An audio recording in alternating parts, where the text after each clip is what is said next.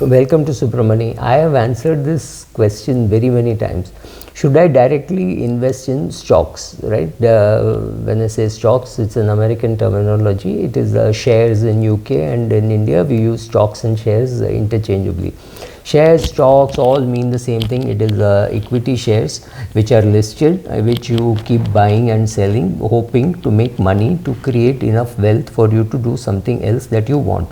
So largely the money that you make in the market is not just for making it, it is not for just for wealth creation, it is to create wealth for doing a particular thing, maybe to spend more money, maybe buying a bigger house, maybe taking a foreign vacation, whatever, blah blah blah. I'm largely here saying entering the markets, staying invested and making money. Now what is the challenge in direct equity investing?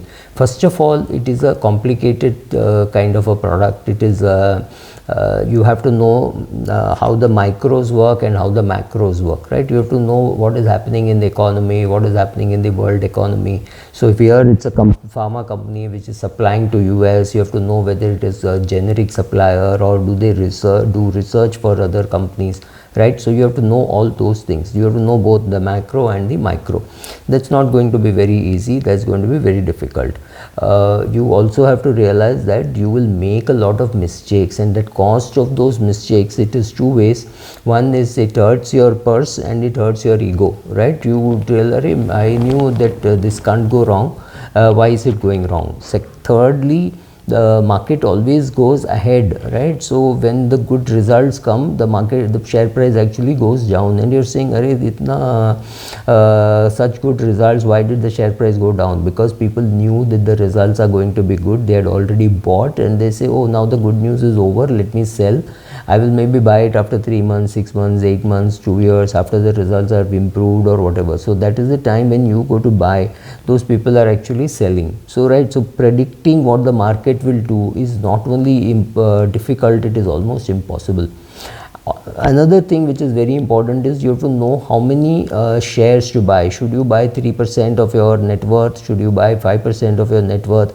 What happens, you bought only 2% of your net worth, but the price went up so much that it is now 10% of your net worth. Should you sell? Should you hold? These are all portfolio decisions which have to be taken.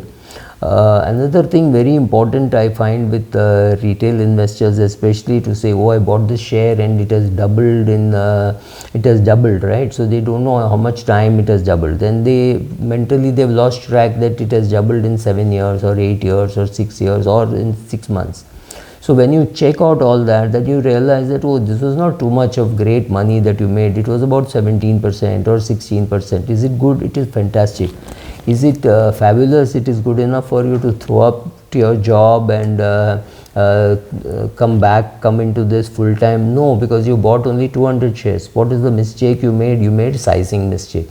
So making sure that you're doing the sizing right, you're doing the asset allocation right, you're doing the timing right, you have enough money to allocate for the mistakes that you are making or you will make, right? Adjusting to making losses and wondering how to react to loss making.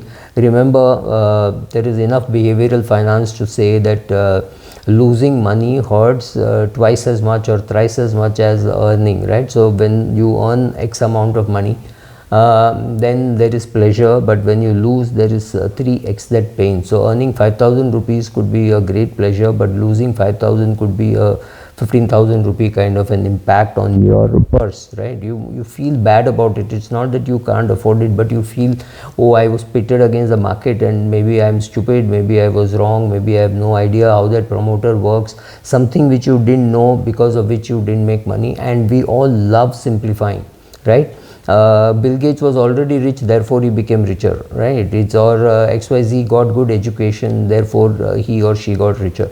Remember, there is somebody below you, maybe your servant's son, who is saying, oh, his father gave him English medium education, therefore he is successful. We want to reduce everything to a very simple one-liner, right? So therefore we want to conclude, oh, it's okay, it's Mukesh Bhai's son, Mukesh Ambani's son, obviously he will do well in life. These are all conclusions which we have already made, right?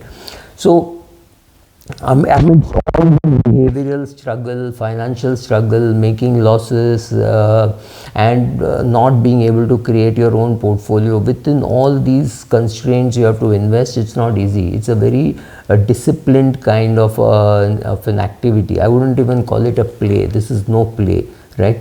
So do you want to do this? Do you get pleasure in doing it? Because identifying a share may be great pleasure, but after that, to go buy it, make sure it's there in your demat account, to make the payment, of course everything gets done online, but after 6 months or 8 months you see that you have got some investment in 150 shares worth 10,000, 20,000, 30,000, which should not have even happened. Why you got it wrong? Because you didn't know how to do sizing. You didn't know on what basis you will decide whether to keep it or not keep it. You didn't make those rules. Fund managers have to live by those rules. So decide whether you want to make those rules, create those rules for yourself, live by it. Maybe take the help of a retired fund manager, decide how it is to be done, create your investment objectives, create your philosophy statement, and after all this you still want to invest a small portion, see how you're doing. If you're doing well, you can always put more money. If you're not doing well, you can always cut your losses and run. Thank you.